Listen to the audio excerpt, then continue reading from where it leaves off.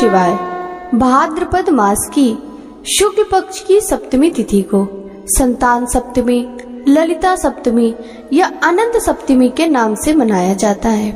भविष्य पुराण में बताया गया है कि सप्तमी तिथि भगवान सूर्य को समर्पित है। सप्तमी तिथि के दिन भगवान सूर्य की पूजा अर्चना करने से आरोग्य और संतान सुख की प्राप्ति होती है। भविष्य पुराण में बताया गया है कि भगवान सूर्य को अष्टदल कमल बनाकर उनकी पूजा करें, भगवान को घी का दीपक दिखाएं और लाल कनेर का फूल मिल जाए तो यह भी उत्तम फलदायी होगा। इसके साथ गुड़ और आटे का प्रसाद बनाकर भगवान सूर्य को अर्पित करें। सूर्य देव की पूजा में लाल वस्त्र धारण करना चाहिए। संतान की कामना से जो लोग संतान सप्तमी का व्रत रखते हैं उनके लिए नियम है कि इस व्रत को दोपहर तक ले शिव पार्वती की प्रतिमा को सामने चौकी पर रखकर उनकी पूजा करें। पूजा में नारियल, सुपारी और धूप दीप अर्पित करें। माताएं संतान की लंबी आयु और उनकी रक्षा के लिए कामना करते हुए भगवान शिव को कलावा लपेटें। कलावा को बाद में संतान की कलाई में लपेट दें। संतान सप्तमी व्रत संतान सुख प्रदान करने वाला होता है। इस व्रत से संतान को आरोग्य और दीर्घायु की प्राप्ति होती है।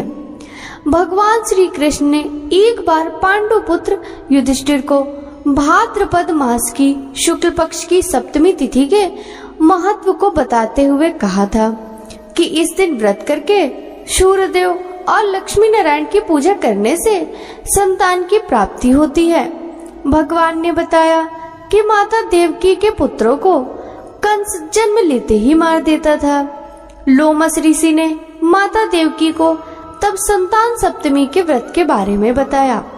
माता ने इस व्रत को रखा और लोमस ऋषि के बताए हुए विधान के अनुसार माता ने इस व्रत के नियम का पालन किया। इससे मेरा जन्म हुआ और मैंने कंस के अत्याचार से धरती को मुक्ति दिलाई। संतान सप्तमी व्रत कथा में राजा नहुस की पत्नी भी कथा बहुत प्रसिद्ध है। एक समय अयोध्या में बड़े प्रतापी नहुस नामक राजा राज किया करते थे। राजा की पत्नी का नाम चंद्रमुखी था, जिनकी एक प्रिय सहेली थी रूपमती। एक बार रानी चंद्रमुखी अपनी सहेली के साथ सरयू तट पर स्नान करने गई तो वहां उन्होंने देखा कि बहुत सी महिलाएं संतान सप्तमी व्रत का पूजन कर रही थी। रानी अपनी सहेली के साथ वहां बैठकर संतान सप्तमी व्रत पूजन देखने लगी। उन्होंने भी निश्चय किया कि संतान प्राप्ति के लिए वह भी इस व्रत को रखा करेंगी। जब व्रत का दिन आया उस समय वह भूल गई। समय का चक्र चलता रहा और रानी और उनकी सहेली देह त्याग कर परलोक चली गई। फिर इनका पशु समेत अनेक योनियों में जन्म हुआ और फिर उन्होंने अपने कर्म फल से मनुष्य शरीर प्राप्त किया। रानी चंद्रमुखी ईश्वरी नामक राजकन्या हुई और उनकी सहेली रूपमती ब्राह्मण की कन्या हुई। इस जन्म में रूपमती को अपने पूर्व जन्म की सभी बातें याद थीं। उसने संतान सप्तमी का व्रत किया जिससे उसे 8 संतान प्राप्त हुई, लेकिन ईश्वरी ने इस व्रत को नहीं किया जिससे वह इस जन्म में भी निसंतान थी। रूपमती के पुत्रों को देखकर ईश्वरी को जलन होती थी और उसने कई बार उन्हें मारने का प्रयास किया, लेकिन वह असफल रही। बाद में उसने अपनी गलती मान ली और रूपमती से क्षमा मांगी। रूपमती ने ईश्वरी को क्षमा कर दिया और संतान सप्तमी व्रत करने के लिए कहा। इस व्रत से ईश्वरी को भी संतान सुख की प्राप्ति हुई। बोलिए सूर्यदेव भगवान की जय, लक्ष्मी नारायण भगवान की जय, उमा सहित शंकर भगवान की जय। एक बार श्री कृष्ण ने युधिष्ठिर को बताया कि किसी समय मथुरा में लोमस ऋषि आए थे। मेरे माता पिता देवकी तथा वसुदेव ने भक्ति पूर्वक उनकी सेवा की तो ऋषि ने उन्हें कंस द्वारा मारे गए पुत्रों के शोक से उबरने के लिए आदेश दिया। हे देवकी, कंस ने तुम्हारे कई पुत्रों को पैदा होते ही मारकर तुम्हें पुत्र शोक दिया है। इस दुख से मुक्त होने के लिए तुम संतान सप्तमी का व्रत करो।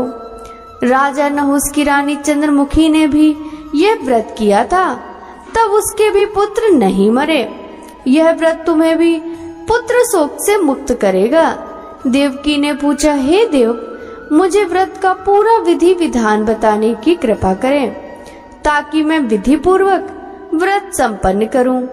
लोमस ऋषि ने कहा, उन्हें व्रत का पूजन विधान बताकर व्रत कथा भी बताई। नहुस अयोध्यापुरी का प्रतापी राजा था।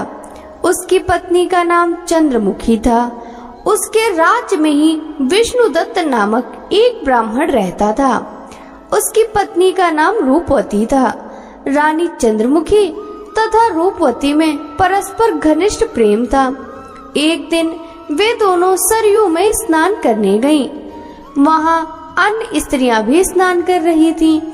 उन स्त्रियों ने वहीं पार्वती शिव की प्रतिमा बनाकर विधि पूर्वक उनका पूजन किया। तब रानी चंद्रमुखी तथा रूपवती ने उन स्त्रियों से पूजन का नाम तथा विधि पूछी।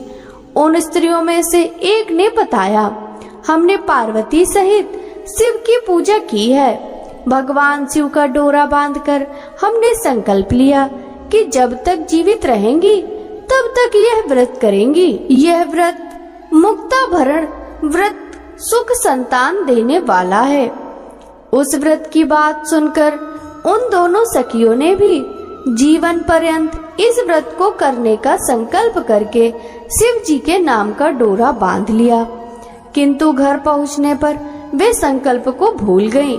फलतः मृत्यु के पश्चात रानी वानरी तथा ब्राह्मणी मुर्गी की योनि में पैदा हुई। कालांतर में दोनों पशु योनि छोड़कर पुनः मनुष्य योनि में आई। चंद्रमुखी मथुरा के राजा पृथ्वीराज की रानी बनी तथा रूपवती ने फिर एक ब्राह्मण के घर जन्म लिया। इस जन्म में रानी का नाम ईश्वरी तथा ब्राह्मणी का नाम भूषणा था।